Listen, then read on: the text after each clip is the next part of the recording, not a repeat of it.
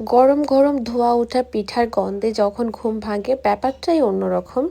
এটা কিন্তু শুধু বাংলাদেশেই সম্ভব। মারা গরম গরম পিঠা বানাবে আর ওই গন্ধে ঘুমটা ভাঙবে। যদিও এখানে সম্ভব না, কেউ পিঠা বানিয়ে খাওয়াবে না, নিজের পিঠা নিজেই বানাতে হয়। বেশ অনেক দিন ধরে চিতই পিঠা খেতে ইচ্ছা করছিল, কিন্তু সাহস করে বানাতে পারছিলাম না। আজকে সাহস নিয়ে নেমে পড়লাম। ফার্স্টেই হচ্ছে আমি এখানে 2 কাপ চালের গুঁড়া নিয়েছি, যেটা হচ্ছে রাইস ফ্লাওয়ার, ওইটা গ্রাউন্ড রাইসটা না। অল্প করে লবণ, সাথে হচ্ছে ভালো করে মিশিয়ে নিলাম। তারপর 1 কাপের মতো পানি নিয়েছি, কুসুম গরম পানি, একদমই ঠান্ডা বা গরম পানি নেওয়া যাবে না। তারপর হচ্ছে অল্প অল্প করে পানি মিক্স করে নিতে হবে। পানিটা যখন মিক্স হয়ে যাবে তখন দেখবেন এটা হচ্ছে একদম মানে শক্ত শক্ত একটি টেক্সচার হবে। ভয় পাবেন না, এটা যখন ব্লেন্ড করবেন একদম নরম হয়ে যাবে। তো এখন এবার মিশানোর পরে এবার হচ্ছে ব্লেন্ডারে বা হ্যান্ড ব্লেন্ডার দিয়ে এটাকে ভালো করে ব্লেন্ড করে নেবেন। ব্লেন্ড করার পর দেখবেন একটা পাতলা হয়ে গিয়েছে। আর পাতলা হওয়ার পর বুঝতে পারবেন এটাই হচ্ছে পারফেক্ট হয়েছে। তাই প্রথমে বেশি করে পানি দিবেন না। আমি 2 কাপ চালের গুঁড়ার জন্য এখানে 1 কাপ পানি দিয়েছি। আমার কাছে মনে হয়েছে এটাই পারফেক্ট। বেকিং পাউডার দিয়ে দিচ্ছি ফোলার জন্য। বেকিং পাউডার দিলে একটু ফুলে। অনেকের আবার বেকিং পাউডার ছাড়াও কিন্তু ফুলে, বাট বেকিং পাউডার দেওয়া হচ্ছে সেফ জোন, সো আমি সেফ জোনটাই হচ্ছে চুজ করেছি।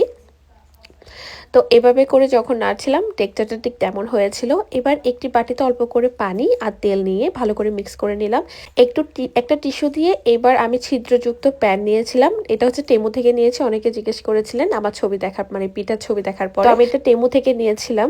একদম কম প্রাইসে টেমু থেকে পেয়ে যাবেন, বাট এটা খুব ভালো করে মেনটেন করতে হয় ইউজ করার আগে। তো এখানে কিন্তু ইনস্ট্রাকশন দেয়াই আছে।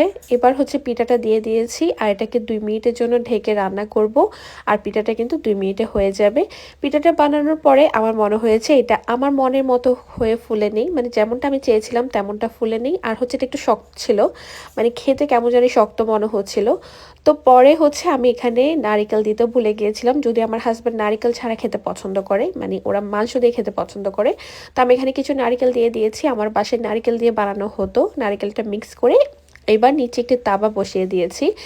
এবার হচ্ছে আবার তেল ব্রাশ করে নিয়েছি প্যানটার মধ্যে আর পিঠাটা দিয়ে দিচ্ছি।